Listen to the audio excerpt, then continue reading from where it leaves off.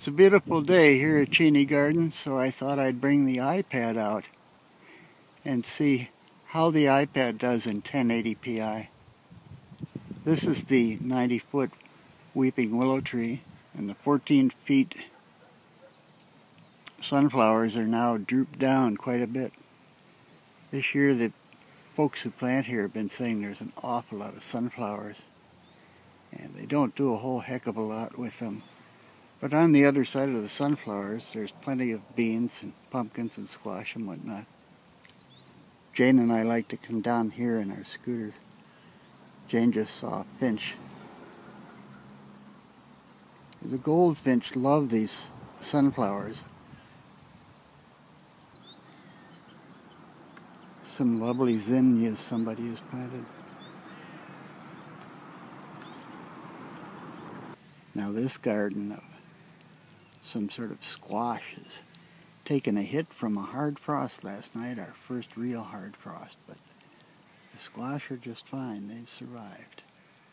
You see the leaves are dead though.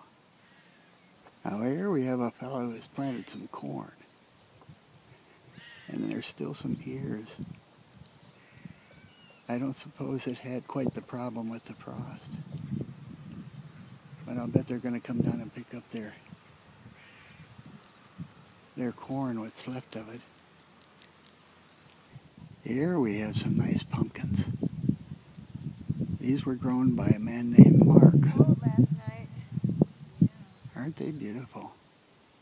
All ready for Halloween. Aw. Well, yeah, I covered some of my stuff, but I missed some other plants.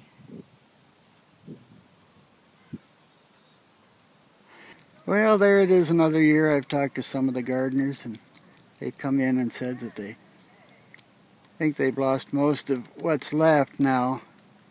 So it's the end of the growing season for Cheney Public Gardens. It'll be back early, and they're already planning for next year. So, the end of 2012.